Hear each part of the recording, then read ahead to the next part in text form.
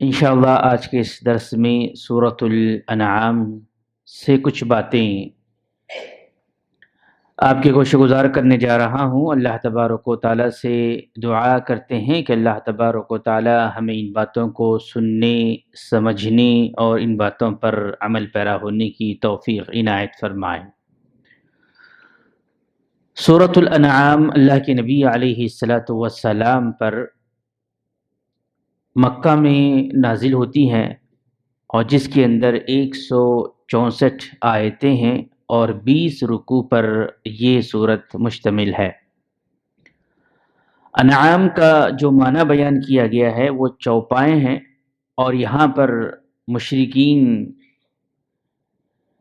جو بتوں سے تقرب حاصل کرنے کے لیے جانوروں کو اللہ کے علاوہ غیر اللہ کے نام سے ذبح کرتے تھے، جو مشرکانہ عقائد ہے، اس کا ذکر اس صورت کے اندر بیان کیا گیا ہے۔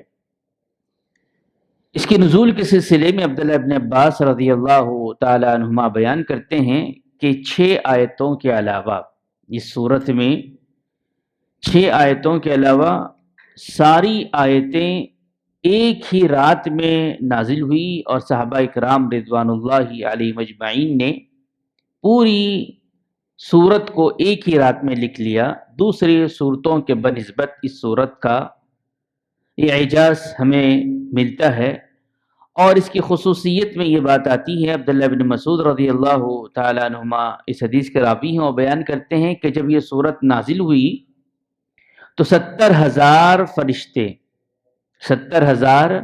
فرشتے اس کے ارد گرد تھے۔ اور ایک حدیث ہمیں ملتی ہے اس کی فضیلت میں کہ جب سورۃ الانعام کا نزول ہوا تو رسول اللہ صلی اللہ علیہ وسلم تسبیح پڑھ رہے تھے اور یہ کہہ رہے تھے کہ یہ سورت کے نزول کے وقت اس کے ارد گرد اتنے فرشتے تھے کہ آسمان کا افق بھر گیا تھا۔ سوال یہ ہے کہ دوسرے صورتوں میں یا دوسری آیتوں میں 70,000 فرشتوں کا ذکر نہیں ملتا ہے، سورہ انعام میں ملتا ہے۔ تو یہ سوال پیدا ہوتا ہے کہ کیوں فرشتوں کا نزول ہوا اس صورت کے ساتھ؟ تو سنن دارمی کی ایک حدیث ہمارے سامنے آتی ہے۔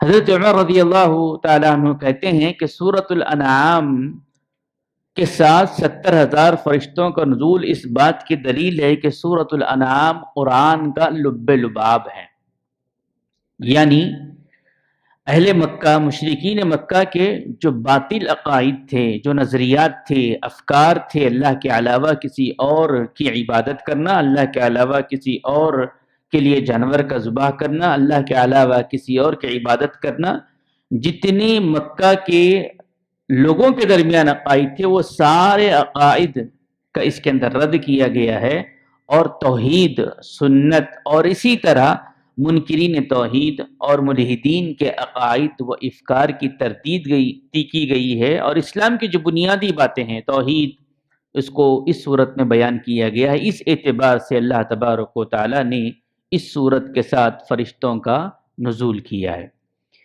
آئیے اس کی پہلی آیت پر ہم تھوڑا سا نظر ڈالتے ہیں۔ اللہ تبارک و تعالیٰ نے فرمایا الحمدللہ الذی خلق السماوات والارض وجعل الظلمات والنور ثم الذین کفروا بربہم یعدلون۔ اللہ تبارک و تعالیٰ کی یہاں پر اس صورت کی ابتدا میں تعریف کی گئی، اور اس کے بعد اللہ نے یہ بات بیان کی کہ ہم نے آسمانوں اور زمین کو پیدا کیا ہے۔ یہاں پر مفسرین بیان کرتے ہیں کہ سماوات جو لفظ استعمال ہوا ہے یہ جمع کا صیغہ ہے، اور ارض جو ہے واحد کا صیغہ ہے، تو جمع اور واحد کا سنگولر اور پرولر استعمال ہونے کی وجوہات میں یہ بات یہ ہے کہ آسمان کے 7 طبق ہے، ایک طبق، اس کے اوپر دوسرا، اس کے اوپر تیسرا، اس کے اوپر چوتھا، اس طرح 7 کے الگ الگ اشکال، الگ الگ تصاویر ہیں، اس کی کیفیت الگ ہے۔ اس وجہ سے اللہ تبارک و تعالیٰ نے یہاں پر یہ بات بیان کی خلق السماوات، ہم نے آسمانوں کو پیدا کیا، والارض، اور ارض واحد ہے، سنگولر استعمال کرنے کی وجہ یہ بتائی کہ زمین کی کیفیت ایک جیسی ہے، اور اس کے فوراً بعد اللہ نے یہ بات بیان کی وَجَعَلَ الظُّلُمَاتِ وَالنُّورِ، کہ ہم نے تاریکیوں کے بہت سارے راستے بنائے ہیں۔ تاریکیوں کے راستوں سے مراد کیا ہے؟ اگر آپ اس حق کو چھوڑ کر باطل اپنانا چاہتے ہیں، صحیح عقیدے کو چھوڑ کر باطل عقیدہ اپنانا چاہتے ہیں، تو بہت سارے ایسے راستے آپ کو ملیں گے جہاں سے ظلمات، اندھیرا ہی اندھیرا ہے، گمراہی گمراہی ہے، اور صراط مستقیم کے اپوزٹ جتنے راستے آپ کو ملیں گے اس کے بہت سارے راہیں آپ کے سامنے آئیں گی، اور اگر حق کو تلاش کرنا ہے، حق کو تسلیم کرنا ہے، حق کو ماننا ہے، تو حق صرف اور صرف ایک ہے۔ تو یہاں ظلمات یہ بھی جمع کا صیغہ ہے، اور والنور واحد کا صیغہ لا کر اللہ نے یہ بات بیان کی کہ صرف حق ایک ہے اور اندھیرے والے راستے بہت سارے ہیں۔ آج بھی اس روئے زمین پر ہر کوئی جو اپنے آپ کو کسی تنظیم سے جوڑ کر رکھا ہوا ہے یا کسی جماعت سے جوڑ کر رکھا ہوا ہے، ہر کوئی یہ دعویٰ کرتا ہے کہ ہم حق پر ہے اور باقی سارے باطل پر ہیں، گمراہی پر ہیں۔ تو یہاں پر یہ بات سمجھنا ہوگا کہ حق کی پہچان کیا ہے، یہ حق کسے کہتے ہیں، یہ حق کو ہم کیسے پہچان سکتے ہیں، یا جماعت کا مفہوم کیا ہے۔ اگر ہم دیکھتے ہیں تو عبداللہ بن مسعود رضی اللہ تعالیٰ عنہ راوی ہیں، وہ کہتے ہیں الجماعت ما وافق الحق وان كنت وحدك۔ جماعت کسے کہتے ہیں، جماعت کا مفہوم کیا ہے، اگر ایک آدمی پورے روئے زمین پر، الجماعت ما وافق الحق وان كنت وحدك، پورے زمین پر ایک تنہا آدمی ہو جو یہ کہہ رہا ہو کہ میں توحید کو جانتا ہوں، اللہ کی وحدانیت کو جانتا ہوں، نبی صلی اللہ علیہ وسلم کی رسالت کو جانتا ہوں، تو سارے لوگوں کے مقابلے میں وہ تنہا اکیلا جماعت ہے، سارے لوگوں کے مقابلے میں وہ تنہا اکیلا جماعت ہے۔ جس طرح حضرت ابراہیم علیہ السلام کے بارے میں بات آتی ہے کہ کان ابراہیم امہ، ابراہیم علیہ السلام کیا تھے، ایک امت تھے، جبکہ ابراہیم علیہ السلام ہزاروں میں نہیں تھے، تنہا اکیلے تھے۔ تو یہاں پر یہ بات ہمیں ملتی ہے کہ نور اور حق ایک ہی ہوتا ہے، اس کے علاوہ دوسرا نہیں ہوتا ہے۔ اللہ کے نبی علیہ السلام سے پوچھا گیا کہ اللہ کے نبی صلی اللہ علیہ وسلم نے یہ بات بیان کی کہ ما انا علی و اصحابی، حق کس پر ہے، یہ حق پر کون ہے، طائفہ منصورہ کون ہے؟ تو اللہ کے نبی علیہ السلام نے یہ بات بیان کی کہ جو آج جس پر میں ہوں میرے صحابہ ہے، اس کے بعد جو ان پر ہوگا یا ان کے طریقے پہ ہوگا، یقیناً وہ کیا ہوگا، فرقے ناجیہ کے اندر ہوگا، طائفہ منصورہ میں ہوگا، اور حق یہیں پر آپ کو ملے گا۔ تو یہاں اللہ تبارک و تعالیٰ نے ظلمات اور نور کا تذکرہ کیا ہے۔ اس کے بعد اللہ تبارک و تعالیٰ نے انسان کی پیدائش کا ذکر کیا، هو الذی خلقکم من طین ثم قضى اجلا واجل مسمى۔ اللہ نے فرمایا ہم نے تمہیں مٹی سے پیدا کیا ہے، پھر اس کے بعد ہمیں پیدا کر کر نہیں چھوڑا گیا، بلکہ ایک موت کا وقت بھی مقرر کیا گیا ہے، اور دوبارہ اٹھائے جانے کا وقت بھی اللہ تبارک و تعالیٰ نے مقرر کیا ہے۔ ایک ہے اجلا اور ایک ہے اجلن۔ اجلن سے مراد کیا ہے، انسان کی پیدائش سے لے کر موت کا وقت یہ طے ہے۔ انسان چاہے وہ کافر ہو، منافق ہو، مومن ہو، مشرک ہو، بدعتی ہو، کسی بھی طرح وہ اپنی زندگی گزار رہا ہو، اس سے اگر آپ پوچھیں گے کیا موت واقع ہوگی، تو اس کو یقینی کیفیت ہے جس میں شک و شبہ والی کوئی کیفیت نہیں، وہ کہے گا یقیناً میں مرنے والا ہوں۔ تو انسان کی پیدائش سے لے کر موت کا ایک وقت اللہ نے مقرر کر رکھا ہے، موت آنی ہے۔ کل نفس ذائقۃ الموت وانما توفون اجورکم یوم القیامہ فمن زحزح عن النار وادخل الجنة فقد فاز وما الحیاۃ الدنیا الا متاع الغرور۔ اس آیت کو بارہا ہمیں پڑھنا چاہیے۔ اللہ نے یہاں بات بیان کی کہ ہر نفس کو موت کا مزہ چکنا ہے، اور جو کچھ تم کر رہے ہو وانما توفون اجورکم یوم القیامہ، قیامت کے دن اس کا بدلہ دیا جائے گا۔ اور سب سے بڑا عقل مند، ہوشیار، چالاک، ایجوکیٹڈ کوئی ہے، وہ کون ہے؟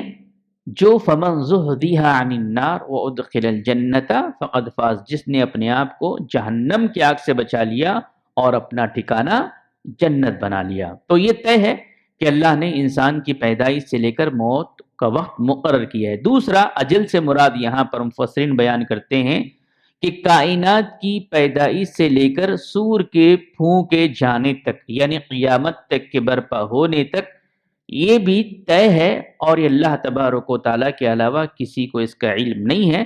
پیدائش کا علم جو ہوتا ہے فرشتوں کو دیا جاتا ہے کہ فلاں ابن فلاں کے پاس روح ڈالنی ہے، فلاں ابن فلاں کی روح کو نکالنا ہے، لیکن قیامت کا جو علم ہے وہ صرف اور صرف اللہ تبارک و تعالیٰ کو ہے، اللہ کے علاوہ کسی اور کو نہیں ہے۔ ایک حدیث سے اس کی اور وضاحت ہوتی ہے۔ اللہ کے نبی علیہ الصلوۃ والسلام فرماتے ہیں قیامت کی بڑی نشانیوں میں سے ایک نشانی یہ ہے کہ نبی علیہ الصلوۃ والسلام کا آنا اور اس دنیا سے رخصت ہو جانا۔ میرا آنا ایسا ہے دنیا کے اندر گویا کہ دنیا کا وقت عصر سے مغرب کے درمیان باقی ہے، یعنی فجر سے لے کر مغرب عصر کا وقت دنیا کا ختم ہو چکا ہے۔ مثال دی گئی اندازے کے لیے کہ اب دنیا کتنی باقی ہے، میرے بعد اب کوئی نبی نہیں، کوئی کتاب نہیں اور کوئی رسالت نہیں اور کوئی دین نہیں، اب میرے بعد جو مرحلہ ہوگا وہ صرف اور صرف قیامت کا ہوگا۔ تو یہاں پر اللہ کے نبی علیہ الصلوۃ والسلام کی اس حدیث سے ہم اندازہ لگا سکتے ہیں کہ دنیا کا وقت کتنا ختم ہو چکا ہے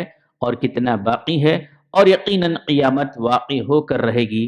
حضرت جبرائیل علیہ الصلوۃ والسلام کی حدیث مشہور و معروف ہے، جسے ام الحدیث کہا جاتا ہے۔ اللہ کے نبی صلی اللہ علیہ وسلم کے پاس وہ آئے، انہوں نے پوچھا اسلام کیا ہے، ایمان کیا ہے، آپ نے بیان کیا۔ آپ نے پوچھا قیامت کب آئے گی، تو جبرائیل علیہ الصلوۃ والسلام کو اللہ کے نبی علیہ الصلوۃ والسلام نے بات بیان کی۔ نہ یہ سوال کرنے والا جانتا ہے نہ جواب دینے والا جانتا ہے۔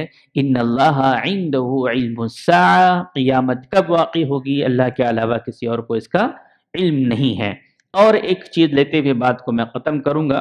اس کے بعد آیت نمبر 4 کو اگر ہم پڑھتے ہیں تو حق کو انکار کرنے والوں کے درجات بیان کیے گئے ہیں۔ حق جب لوگوں کے سامنے آتا ہے کس طرح سے لوگ اس کو انکار کرتے ہیں۔ پہلا مرحلہ آتا ہے کہ کچھ لوگ ایسے ہیں دنیا کے اندر جو مکمل طور پر حق کو تسلیم نہیں کرتے، جھٹلاتے ہیں، تکذیب بالحق۔ ان کے سامنے کوئی بھی چیز بیان کی جائے تو مکمل طور پر بائیکاٹ کر دیتے ہیں۔ دوسرے مرحلے میں جو لوگ آتے ہیں وہ یہ ہے کہ آپ جب حق بات بیان کرتے ہیں تو بیان سنتے ہیں، لیکن کیا کرتے ہیں اپنے منہ کو پھیر لیتے ہیں، اعراض عن الحق، حق سے اپنے آپ کو بچا لیتے ہیں۔ تیسرا مرحلہ آتا ہے لوگوں کا، وہ یہ ہے کہ جب ان کے سامنے حق بیان کیا جاتا ہے تو نہ وہ اعراض کرتے ہیں نہ اپنے منہ کو پھیرتے ہیں، بلکہ یہ کام کرتے ہیں کہ اس حق کے سلسلے میں مذاق اڑاتے ہیں، جس کو کہتے ہیں استہزاء بالحق۔ یہ ساری کیفیتیں اسلام کی تعلیمات میں ہم کو ملتی ہے کہ اسلام حق آیا تو حق کے ساتھ لوگوں نے کیا کیا، تکذیب بالحق، کسی نے جھٹلا دیا، کسی نے کیا کیا، اعراض عن الحق، حق سے اپنے آپ کو پھیر لیا، کسی نے جب حق بات بیان کی گئی تو پھر مذاق اڑایا۔ یہ ساری 3 طرح کی کیفیتیں حق کے ساتھ ہم کو ملتی ہے۔ اس کے ساتھ ساتھ اللہ کے نبی صلی اللہ علیہ وسلم کے اسوے کا ذکر ہے، اور اس صورت میں 10 باتیں ہیں جو تورات کے اندر آپ کو ملے گی۔ پہلی چیز یہ ہے کہ اللہ تبارک و تعالیٰ کے ساتھ کسی کو شریک نہ بنائیں۔ دوسری چیز ہے کہ والدین کی نافرمانی کریں۔ تیسری چیز ہے کہ اولاد کا قتل ناحق نہ کریں۔ چوتھی چیز ہے کہ فحش کاموں سے اپنا آپ کو بچائیں۔ پانچویں چیز ہے کہ ناحق کسی کا قتل نہ کیا جائے۔ چھٹی چیز ہے کہ یتیم کا مال نہ کھایا جائے۔ ساتویں چیز ہے کہ ناپ تول میں کمی نہ کی جائے۔ آٹھویں چیز ہے کہ انصاف کیا جائے، اور 9ویں چیز ہے کہ عہد و پیمان کو پورا کیا جائے، اور 10ویں چیز ہے کہ صراط مستقیم پہ چلا جائے۔ اس کے بعد والی آیتوں کو پڑھیں گے، 10 چیزیں آپ کو ملے گی جو تورات میں بھی اللہ تبارک و تعالیٰ نے اس کو اتاری تھی۔ اللہ سے ہم دعا کرتے ہیں کہ اللہ تبارک و تعالیٰ ہمیں جو باتیں یہاں بیان کی گئی ہیں اس پر غور و تدبر کرتے ہوئے عملی جامہ پہنانے کی توفیق عنایت فرمائے۔ اللہ ہمیں شرک سے محفوظ رکھیں۔ اللہ تبارک و تعالیٰ والدین کی نافرمانی کرنے سے ہمیں بچائے۔ اللہ تبارک و تعالیٰ فحش کاموں سے ہمیں بچائے۔ اللہ تبارک و تعالیٰ جب تک رکھے دار فانی میں ہمیں ایمان اور اسلام کی حالت میں رکھے، جب ہمارا خاتمہ ہو تو خاتمہ بالخیر کرے۔ آمین ثم آمین، وآخر دعوانا ان الحمد للہ رب العالمین، والسلام علیکم ورحمۃ اللہ وبرکاتہ۔